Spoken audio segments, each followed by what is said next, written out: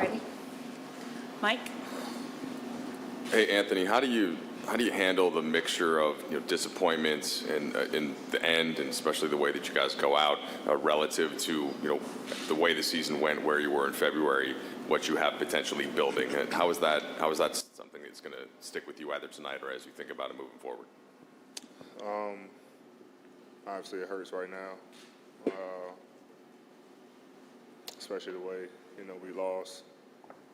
Not only tonight, but I think we gave away 3 games. I mean, we had tonight, and game 2 and 3 as well. It's just tough. I mean, credit to Denver. Obviously, they're a great ball club, #1 team for a reason. Their players played well, throughout the entire series. But it's tough. Hurts, stings, and we got to carry it into the next season. Keep this feeling, remember this feeling, and use it as fuel coming to next year. BT? Sorry. Anthony, you guys talked about the 0.3% chance of making it to the playoffs. You made it, but now that you've lost and haven't been swept, what does this season mean to you and to this team to get to this point, even though you lost it? Honestly, I hadn't even thought about it. Obviously, we know where we started, beginning of the year, and where we got to, but that definitely wasn't, the end goal for us. Don't really do, moral victories or anything like that. We play to win championships. Obviously came up short. Right there on the fence. So it's tough, but that's something. As the days go on, weeks go on, you kind of think about it and kind of talk about it from there. Dan? Eddie, LeBron told us that you and him talked about how you thought Denver was maybe the best team you guys have faced since you joined up. What does this group need to do to get to that level? Is it continuity? Is it more of a system? What do you think? Well, understanding that who knows what this group could potentially look like. That's what I was going to say. We don't know what our group is going to look like. I think a lot of our guys are free agents, so who knows? That's a tough question. We don't know what team we have next year, but whatever it is, whoever we have, coming into training camp with a mindset of building that chemistry, building that foundation, me and Ron setting the tone and trying to get to, back here and further. I think we're more than capable of doing so. We just got to do it. Did understanding that, like you said, you guys don't do moral victories, did this season reset any of the realism of your guys' championship window for you and LeBron as a duo after, a first-round exit and an empty season last year? No, I mean, we still, believe, obviously. Obviously, there's always a window. You don't have too many times where, you compete for championships. I mean, he's lucky he won 8 times in a row in the East. I have to do a better job of helping him out in that regard. For myself, my own, self-looking into the mirror. But we know the window is always small, and I mean, obviously he's not getting any younger. That's why this was so important, to both of us. And it hurts that we didn't get it done. But, we regroup, figure out ways we can be better, figure out ways I can be better, more consistent for our ball club. And, we come back next year, ready to go. Jovan?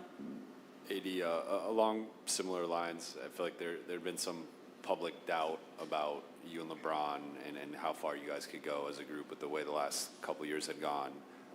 With obviously wasn't your goal of winning a championship, but making the Western Conference Finals, having the turnaround that you guys had, do you feel like you kind of reaffirmed that as long as we're both healthy, we're a contender, we can go far in the playoffs each and every year?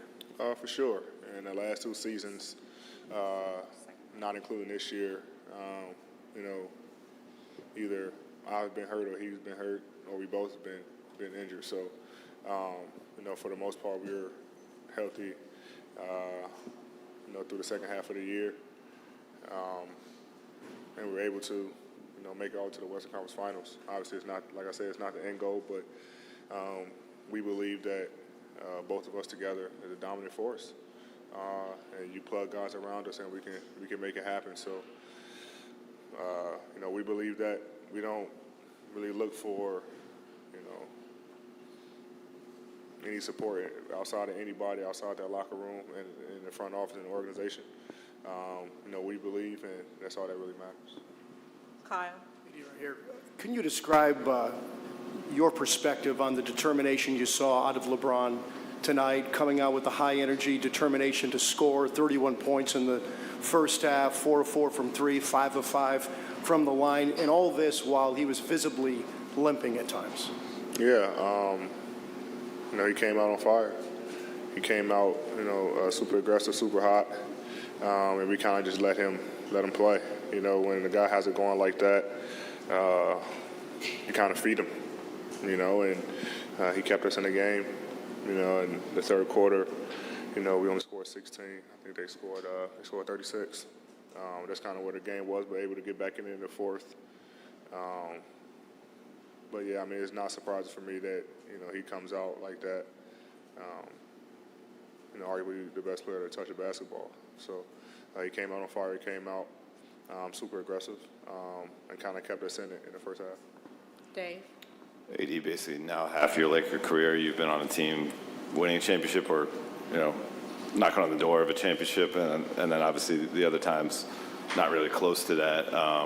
How do you view moving forward into next year? LeBron mentioned only less than a handful of you guys are actually under contract, but there are some options with this group. And do you feel like the franchise is in the right place to have next year be knocking on the door again? Yeah, I mean, like I said, coming off of a season of, you know, not making it to the playoffs, and then come back when didn't really have a chance and making it all to the Western Conference Finals, you know, we're definitely trending in the right direction. Like I said, we don't know what the roster looks like next year, but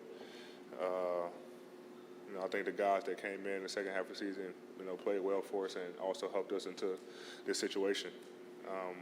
You know, the guys that were here before just kept fighting through all the adversity that, you know, we had, you know, starting with a slow start and everything like that. So, you know, we're trending in the right direction. Obviously, the goal is to win championships, and, you know, we want to be not just knocking on the door, but actually get it done, you know, walk through the door. So that's our goal. That's our goal every time we step on the floor for training camp.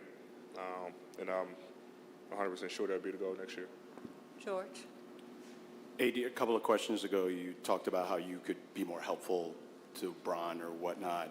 You had some incredible stretches, obviously, during this season. What could you do to be more helpful? What specifically do you think you can help and work on this offseason?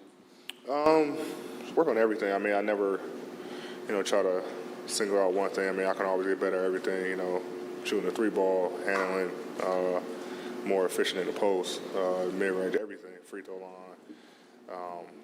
You know, just making sure that I was better than I was last year. Obviously, like I said, I know that he's not getting any older, so I have to be that driving force to kind of pick him up some games. And it's games where, you know, that he goes off where he's kind of carrying the team, but, you know, we can't expect for him to do that, you know, for 482. And that's where I come into play. So, you know, I'm always the guy to look in the mirror, you know, my own biggest critic. And I know it's stretches throughout this season where I could have been better for our ball club. The stretches where I played extremely well for our ball club. So find that consistency where, you know, it's always, you know, playing extremely well, you know, not having those stretches where to you guys I play bad. So. Amanda. AD, just tell me about Darvin Ham.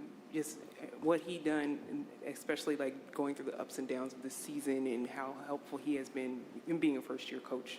Yeah, I mean, he always remained positive, no matter what. Even when we was in our rough patches, he always preached positivity. You know, made sure that we understood that it was a long season, and you know, you don't find that in a lot of coaches. You know, especially a first-year coach, first-year head coach, and he helped us do a lot. You know, all the players, new guys coming in, communicating with them about what they want. He's definitely a players coach, and it's great. You know, first-year coach coming into the Western Conference Finals, big time. Obviously, we didn't want it to end that way, but you know, we definitely have a lot of respect for him in that locker room. Last question. AD, big part of this series obviously was Jokic and just going against him. When he's making shots like the one he made today, that step back, one leg three, just what's it like defending him? Obviously, it wasn't just you, but what's it like defending a player like Jokic? Yeah, you know, you took your hat to him, make those shots, you know.